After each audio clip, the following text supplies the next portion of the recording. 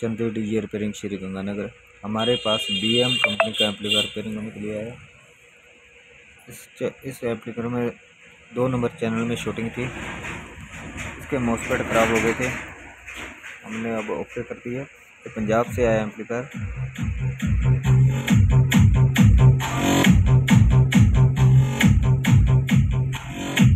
अब okay condition में है। किसी भाई ने डीजे का कोई भी सामान रिपेयरिंग कराना हो, कॉन्टैक्ट करो चंदी रिपेयरिंग श्री गंगानगर, सुरजीत सिंह चंदी।